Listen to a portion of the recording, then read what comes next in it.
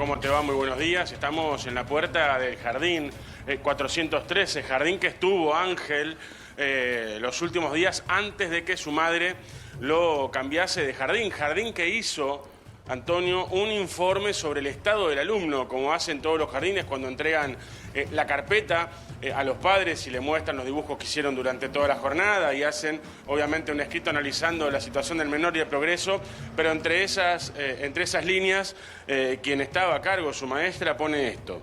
Dice: por último, se observó en el alumno los últimos días, para ser más exacta, el día 7 de noviembre, previo a su retiro de la institución.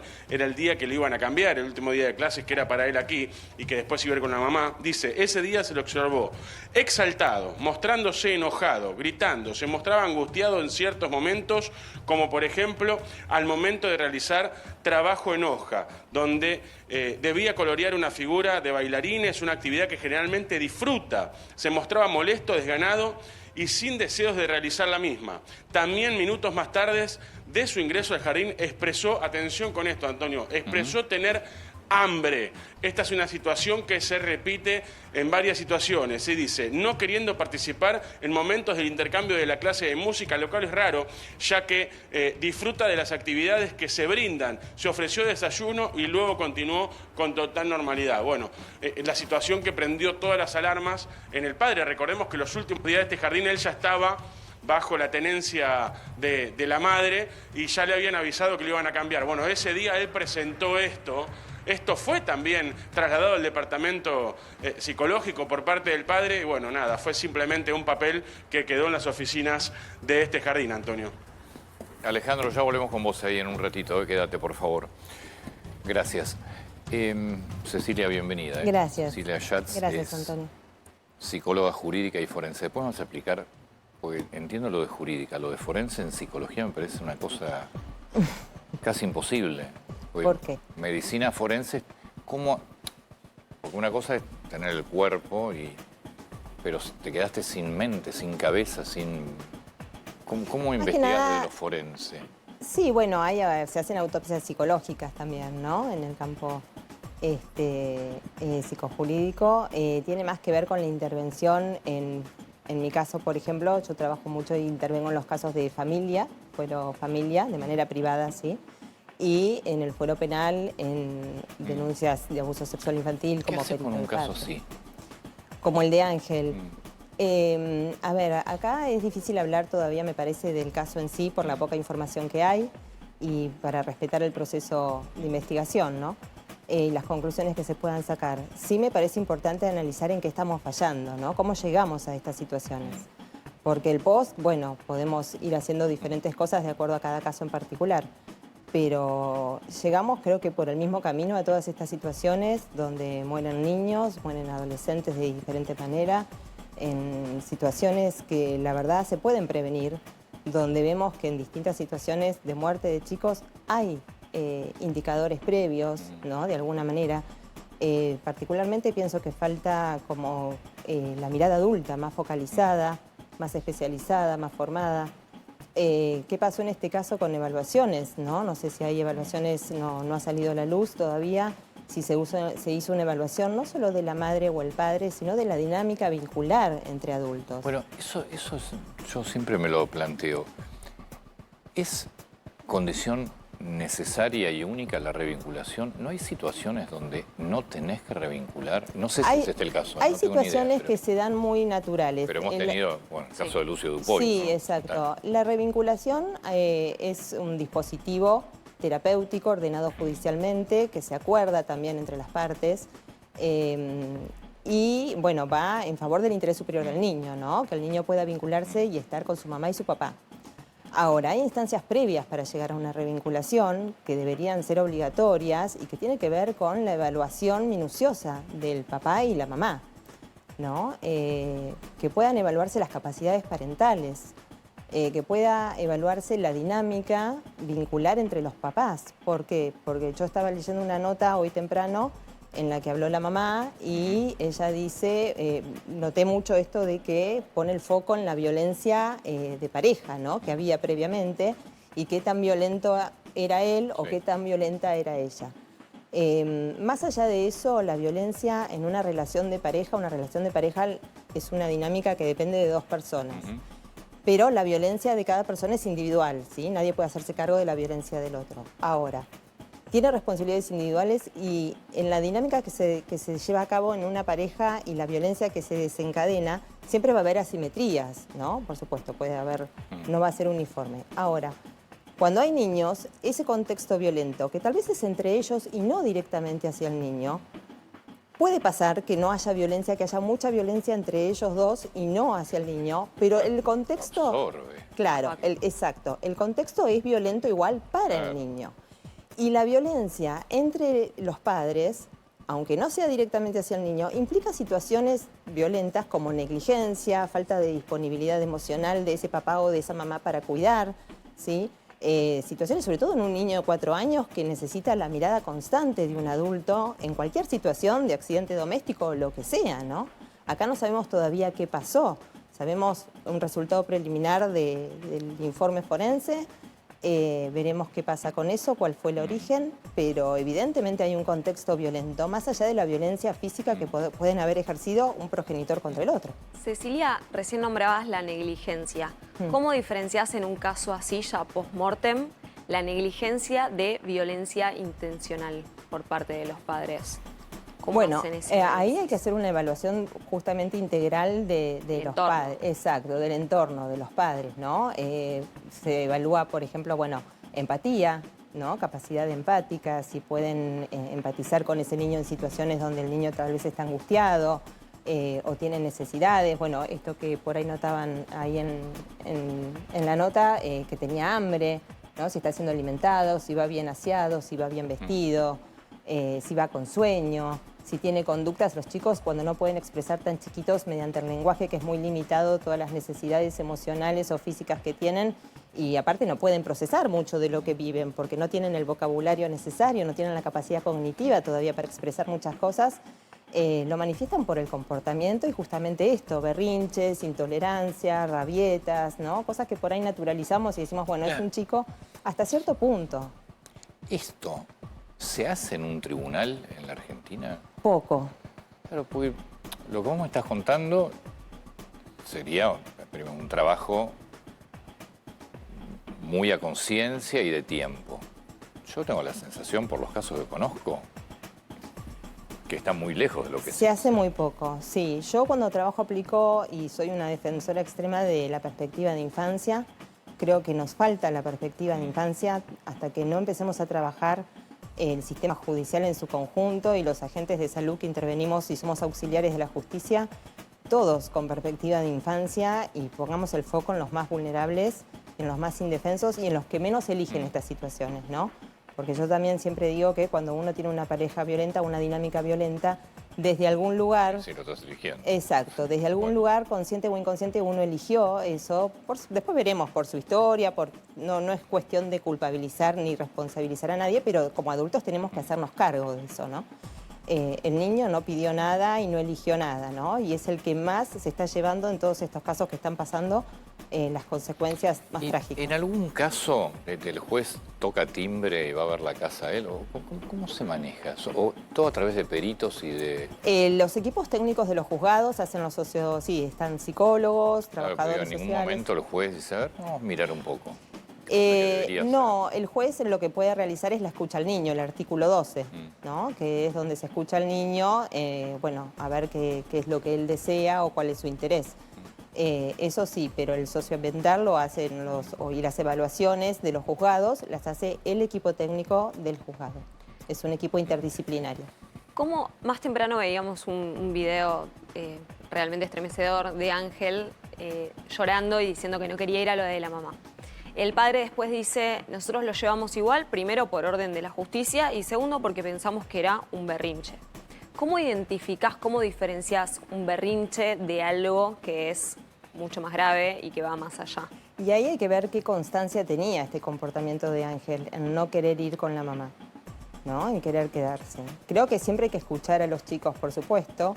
También es cierto que sucede justamente por las dinámicas conflictivas entre padres que muchas veces los niños están influenciados por uno de los padres, entonces por eso digo, el proceso de evaluación es sumamente complejo y no tiene, desde mi perspectiva, la profundidad que debería tener, porque estamos muy sesgados por la subjetividad propia, ¿no? Más que lo profesional y objetivo. Hemos visto casos, y casos además de gente conocida por momentos, donde evidentemente un menor fue influenciado, pero vos te enterás de esto 10 años después o 15 años después. ¿Por qué no se puede saber antes? Y volvemos al mismo foco, a las evaluaciones, a cómo se escucha, a cómo se evalúa la evaluación a los adultos, a los progenitores, y la evaluación al niño, escuchar al niño y poder leer de una manera integral mucho más allá del discurso también. Pero vos te podés dar cuenta como psicóloga si el chiquito no quiere ir porque está influenciado sí, o no quiere. Uno se da cuenta. Uno necesita tiempo, por lo general. Y por ejemplo, con ese video, ¿no? Que ves de este chiquito diciendo no quiero ir. Sí. ¿Qué tienen que hacer los padres? ¿Qué tienen que ir al juzgado y decir, mira, yo no lo voy a dejar en la casa porque no quiere ir? O sea, hablen con él. O sea, ¿qué tiene que hacer? Y eso es... ¿Por qué no querés? Bueno, mi amor, pero te llevamos y después te vamos a buscar, pasa ¿querés? eso? ¿Qué haces? Te llevamos y después te vamos a buscar. Encima, si no lo poner la llevas, es un obligación. problema. Hay que Claro. cumplir la manda Sí. judicial, sí, pero también, a ver, yo creo que podemos ser un poco más flexibles también, ¿no? No es quiere, va, o no quiere, no va. Bueno, busquemos otra opción, vení a verlo acá o vamos a la plaza un ratito. Pero esa es la justicia lo que te tiene que decir. El padre podría, o el sistema familiar ahí en ese momento, podría haber dicho, bueno, busquemos otra opción, ¿no? Si había que revincular o tenía que ver a la mamá, porque también, suponiendo que no llegábamos a este desenlace trágico, bueno, tenés que verla a tu mamá y una manda judicial, obviamente no se lo va a explicar al chico, pero es lo que piensa el adulto. Bueno, vamos a la plaza y le invitamos a mamá a la plaza y yo me quedo con vos, ¿no? Donde... ahí también está la disponibilidad del adulto y contribuir al vínculo y evaluar el vínculo. Bueno, a ver qué está pasando, me hace ruido esto, ¿por qué llora así? ¿Cuántas veces llora así? ¿Cuántas veces quiere ir? ¿Cuántas Vos ahí no? partís de la base que a los dos padres, padre y madre, le importa el hijo. Yo tengo mis dudas, todos los casos son así. Entonces, cuando vos tenés que... Pasa que esto, ¿no? Que el chico no quiera ir, que tranquilamente puede estar influenciado... Sí, lo que pasa en la práctica... ¿Te vas al juzgado? ¿Qué haces? No, lo que pasa en la práctica es... no se cumple la manda judicial. Lo que pasa en la práctica, y yo veo con los casos que yo manejo. Cuando el chico dice, no quiero ir por el motivo que sea, no, yo no lo voy a llevar, ¿no? No lo voy a llevar, no quiere ir, no quiere ir. Esto de que el niño también, en esto de poder expresar y hay que escucharlo, pareciera que el niño también puede decidir todo. Está bien, pero de vuelta, ahí entonces tenés un problema enorme en el sistema de justicia. Exactamente. Es que lo decía eso el padre.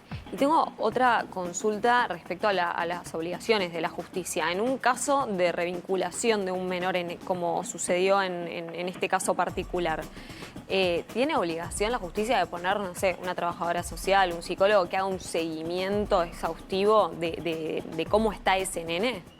Es lo ideal que haya un profesional. Entonces, un profesional de la salud mental, un psicólogo especializado, porque también se interviene mucho en justicia psicólogos clínicos. La psicología clínica no es lo mismo que la psicología jurídica y forense. La psicología jurídica y forense es una especialización. Todos salimos con el título de psicólogos clínicos y eso ya nos habilita a intervenir en un expediente judicial como psicólogo clínico, que es el tratante individual de alguna de las partes, o como una revinculación y demás. Ahora, eso debería cambiar, deberíamos tener todos los que intervenimos en expedientes la especialización en psicología jurídica por muchas cosas legales que tenemos que saber, normas, códigos procesales y demás. Y así como la justicia también tendría que formarse más en cuestiones de psicología, ¿no? y de las emociones de los chicos y del desarrollo psicoevolutivo. Siempre contestando tu pregunta, para mí es fundamental que haya un profesional de la salud mental que pueda evaluar, que esté capacitado. Un psicólogo en esa situación quizás te ordena... Sí, exacto, porque se van variando las dinámicas también. Claro. Cuando uno ve una cosa en otra, bueno, pruebo así, uno tiene que ir flexibilizando, ¿no? Buscando formas de poder evaluar, porque uno también cuando le da material al juez para que el juez pueda decidir, porque el juez también necesita nuestros elementos para decidir. Por eso yo te pregunté si en algún momento el juez, más allá de los elementos, sale de su despacho, va y toca el timbre y... Hasta donde yo sé, no he conocido deberían ningún caso hacerlo. que el juez haya concurrido. Déjame que vuelva a Comodoro. Alejandro, volvemos con vos. No te lo puedo mandar. Antonio, ¿cómo te va nuevamente? Hay versiones cruzadas ahora en todo esto y también escuchando a la profesional.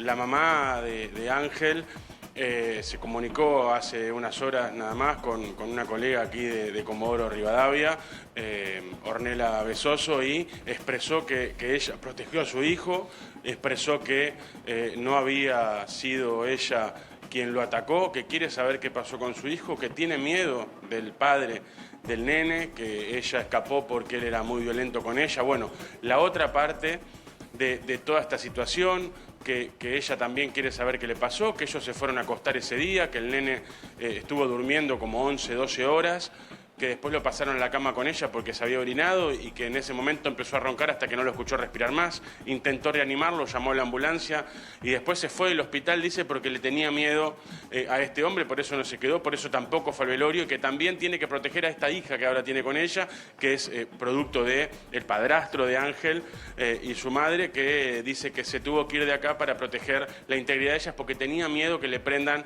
fuego a la casa. Bueno, en el jardín dicen también que cuando vino a buscar a Ángel ese último día o esos días, medio que el nene mucho no quería.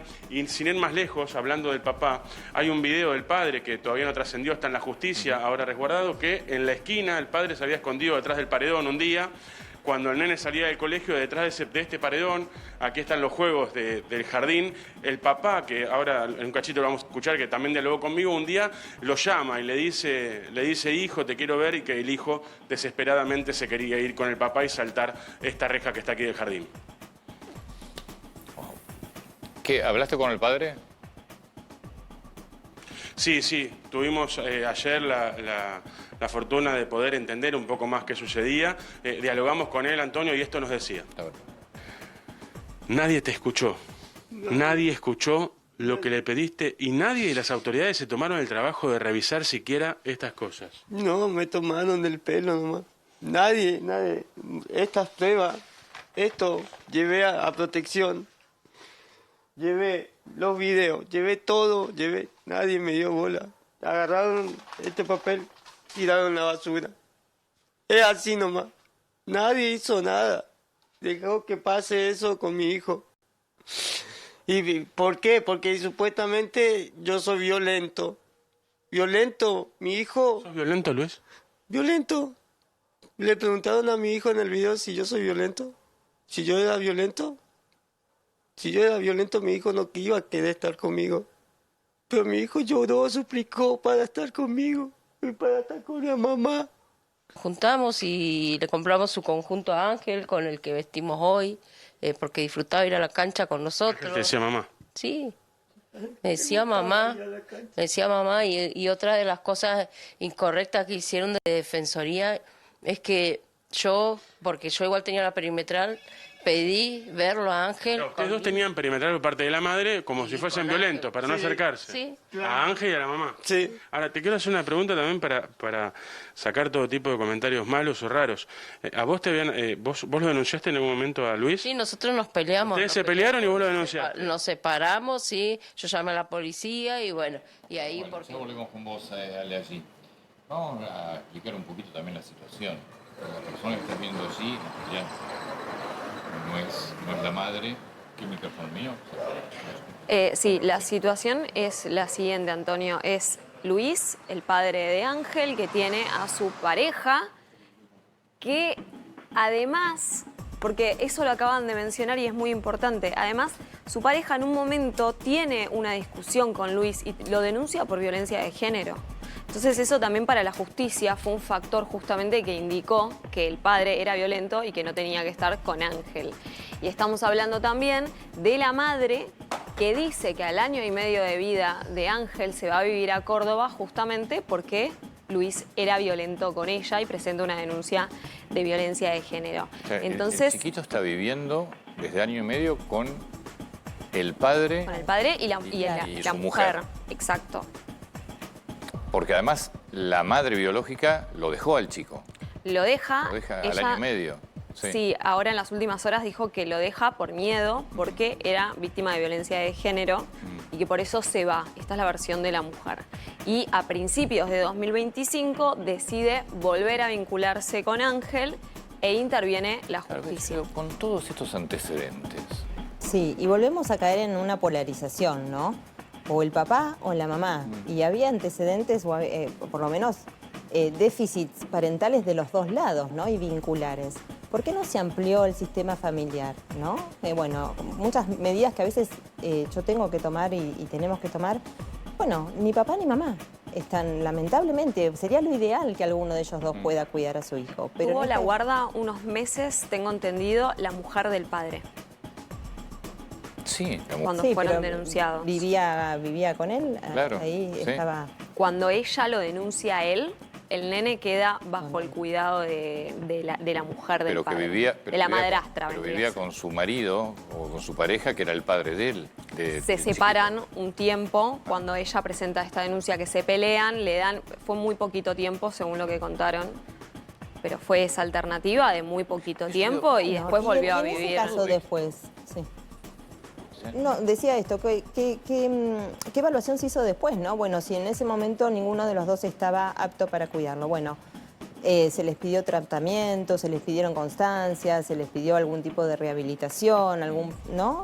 También acompañar el proceso de, bueno, si hay algún déficit o hay alguna incapacidad emocional o conductual o parental, bueno, poder reforzarlo y darle los elementos para que eso se rehabilite y se desarrolle. Si yo te pido que me hagas un resumen de hoy en la Argentina, esta clase de situaciones son bastante habituales. Muy habituales, sí. Muy Es muy habituales. preocupante, sí. Wow. Sí. Sí, porque todo, también yendo a otros extremos, ¿no? Todo es vulnerabilidad emocional, social.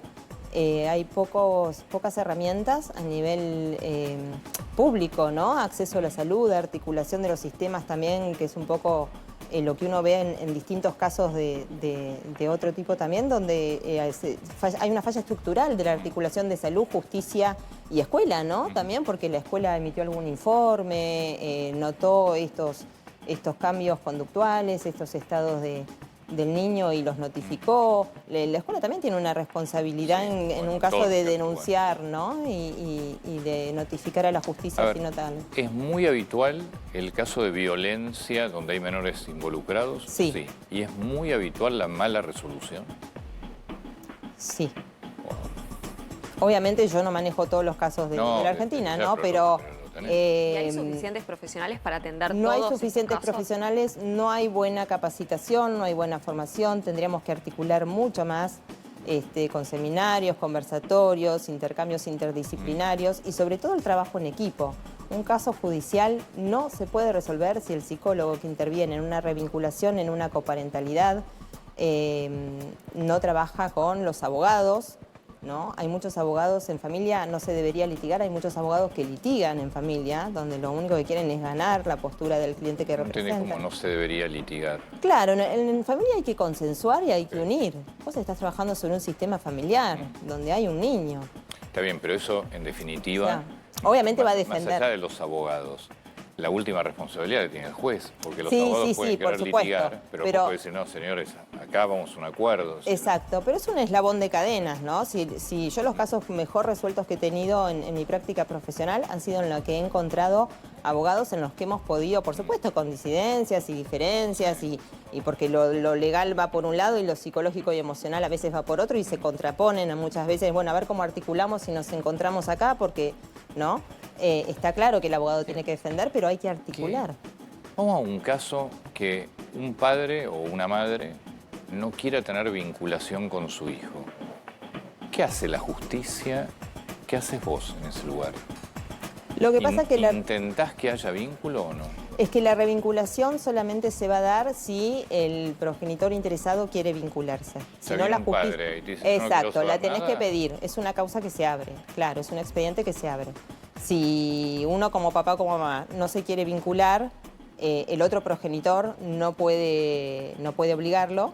No, no está bien, pero digo, yo me presento a la justicia y con la otra parte no se quiere vincular. Ok. ¿Interviene la justicia ante mi denuncia o mi O aviso? sea, vos como papá... La madre no se quiere vincular con su hijo. Ok. Voy a la justicia y hago ese Sí, planteo. sí, está bien, pero no, la revinculación se ordena cuando uno está pidiendo yo me quiero vincular con mi hijo.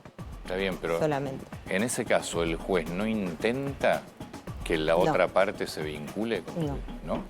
No debería intentarlo. Pasa que sería forzar un poco la emocionalidad y por algo no se quiere vincular, ya eso es un indicio también. Está bien. pero ¿Qué capaz- capacidad afectiva puede haber ahí si no te querés vincular con tu hijo? No sé, ¿Y qué para eso están capacidad- ustedes que son los que saben. Capaz Sí. que pueden encontrar la... Y ya es un algo. indicador de que ahí hay no hay una capacidad de poder hacerse cargo de ese niño, no lo quiere.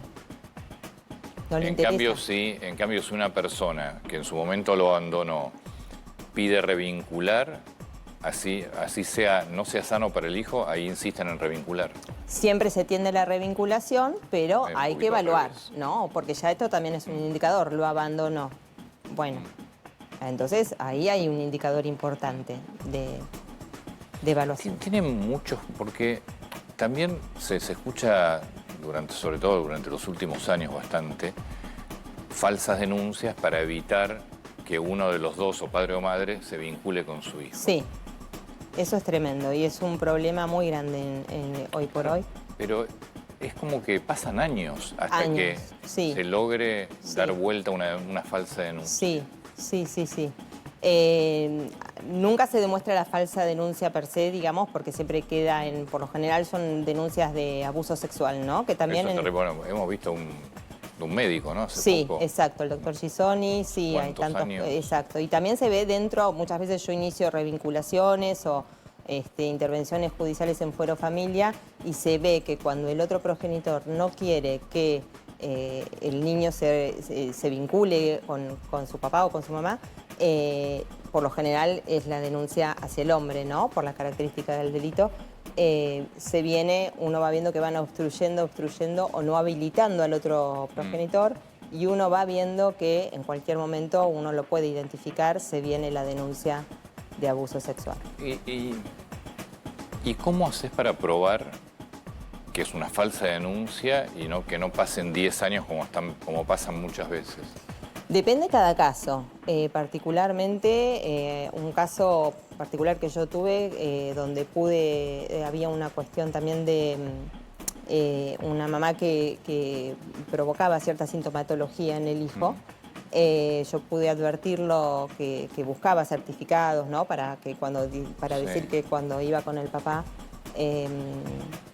se volvía enfermo, volvía descompuesto, pude advertir que Claro, ahí. era muy probable que se viniera una denuncia de abuso sexual, me acerqué a la fiscalía ¿Y avisaste y que avisé. podía pasar eso? Exactamente. Y en ese caso, bueno, como había un sistema familiar también conflictivo, luego de un tiempo terminaron dándole la custodia a la abuela paterna.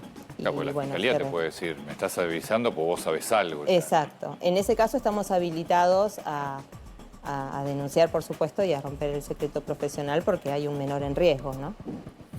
Qué feo. Sí, Terrible. son situaciones sumamente complejas, pero necesitamos de la responsabilidad de los adultos y la responsabilidad profesional y el rigor técnico, ¿no? La objetividad del rigor técnico. Muchas veces pasa también que el papá o la mamá que nos viene a contratar para una revinculación o una intervención judicial desde la psicología creen que vamos a ser de parte, ¿no? Se habla mucho de los psicólogos de parte. Uno no tiene que ser de Claro, parte, no. aunque alguien me contrate a mí, yo no soy de parte. Claro. Me contratas para intervenir en un caso y yo voy a actuar con objetividad. ¿Qué Claro, pasa? dale. No, sí. ¿Qué pasa con los terceros? Porque en este caso, ponele, los dos padres tienen sus respectivas parejas.